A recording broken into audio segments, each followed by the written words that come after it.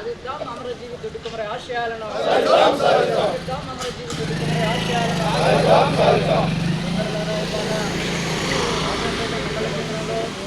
అమరజీవి తెలంగాణ రైతాంగ సాయుధ పోరాట యోధుడు. ఆనాడు తెలంగాణ ప్రాంతంలో తెలంగాణ ప్రాంత భూమి కోసం, భుక్తి కోసం, మరి విముక్తి కోసం మరి రక్తం చిందించినటువంటి అమరజీవి మన దొడ్డి కుమరయ్య గారి జయంతిని పురస్కరించుకొని రాజాపేట మండల కేంద్రంలో కుటుంబ సంఘం ఆధ్వర్యంలో ఏర్పాటు చేసినటువంటి ఈ జయంతి కార్యక్రమంలో పాల్గొన్నటువంటి అన్ని రాజకీయ పక్షాల నాయకులకు, అన్ని కుల సంఘాల నాయకులకు, అభ్యుదయవాదులందరూ కూడా పేరు పేరున ప్రత్యేకమైనటువంటి ధన్యవాదాలు తెలియజేస్తూ, మరి ఆనాడు మరి రైతాంగ సాయుధ పోరాటం అంటే మరి తెలంగాణ రైతాంగ సాయుధ పోరాటానికి ఒక చారిత్రక నేపథ్యం ఉన్నది. ఆ కాలంలో సుమారుగా 19 సంవత్సరాల వయసులోనే నేల కొరిగినటువంటి యువకుడు మరి అమరజీవి దొడ్డి కుమరయ్య. మరి దొడ్డి కుమరయ్య ఎక్కడో భూస్వామ్యపురంలో పుట్టలేదు. ఒక నిరుపేద రైతు కుటుంబంలో రెక్కాడితే డొక్కాడినటువంటి ఒక పేద కుటుంబం నుంచి ఒక గొప్ప ఆశయాన్ని పంచుకున్నటువంటి ఈ తెలంగాణ ప్రాంతంలో ఆనాడు మరి హక్కులు నిరాకరించబడ్డాయి.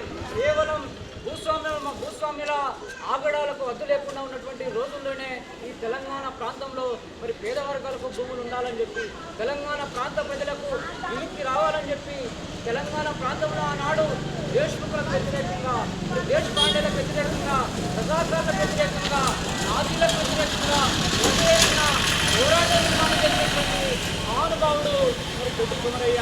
మరి అటువంటి ఆయన ఆ తెగును ప్రదర్శించి మొట్టమొదటిసారిగా మరి సాయుధ పోరాటంలో మొట్టమొదట అమరత్వాన్ని పొందినటువంటి మహానుభావుడు మరి దొడ్డి కుమరయ్య.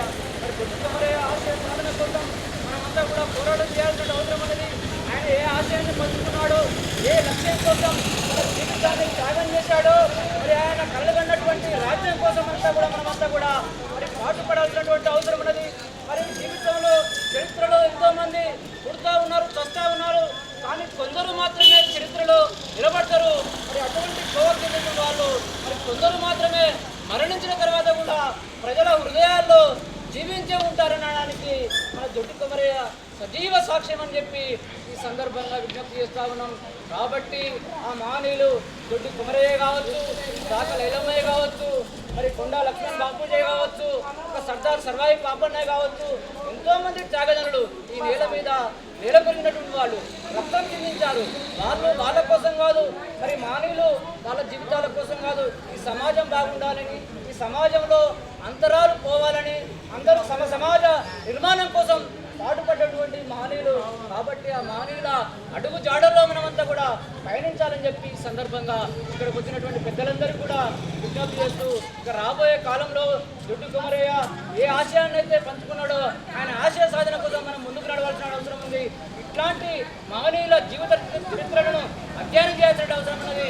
మరి దొడ్డి కుమరయ్య రాష్ట్ర ప్రభుత్వానికి కూడా ఒకటి విజ్ఞప్తి చేస్తా ఉన్నాం. మరి దొడ్డి కుమరయ్య విగ్రహాన్ని హైదరాబాద్ కేంద్రంగా కూడా ఏర్పాటు చేయాలి. ఆ మహనీయుని యొక్క ఒక స్మారక కేంద్రాన్ని కూడా మరి జిల్లా కేంద్రాల్లో ఏర్పాటు చేయాలని చెప్పి ఈ సందర్భంగా రాష్ట్ర ప్రభుత్వానికి విజ్ఞప్తి చేస్తా ఉన్నాం.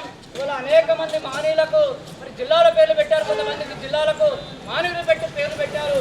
అదేవిధంగా మరి మహనీయుడు మరి జనగామ జిల్లా మరి కడవెండు గ్రామంలో జన్మించినటువంటి మహనీయునికి కూడా మరి జనగామ జిల్లాకు దొడ్డి కుమరయ్య పేరును నామకరణం చేయాలని చెప్పి సందర్భంగా రాష్ట్ర ప్రభుత్వానికి విజ్ఞప్తి చేస్తా ఉన్నాం. కాబట్టి అదేవిధంగా మన మండల కేంద్రంలో కూడా దొడ్డి కుమరయ్య విగ్రహాన్ని ఏర్పాటు చేసుకోవాలి. జయంతులు వచ్చినాడు, వర్ధంతులు వచ్చినాడు, జన్మదినం చేయడం కాదు, ఆ మహనీయుని ఆశయ సాధన కోసం ఒక విగ్రహాన్ని ఏర్పాటు చేసుకుని ఆయన జీవిత చరిత్రను భావితరాలకు అందించాల్సిన అవసరం ఉందని చెప్పి ఈ సందర్భంగా పెద్దలందరికీ విజ్ఞప్తి చేస్తూ ఆ మహనీయుని భావజాలాన్ని మనం అందరూ కూడా ముందుకు తీసుకోవాలని చెప్పి ఈ సందర్భంగా విజ్ఞప్తి చేస్తూ సెలవు తీసుకుంటా ఉన్నాం. కొనసాగిస్తాం దొడ్డి కుమరయ్య ఆశయాలను.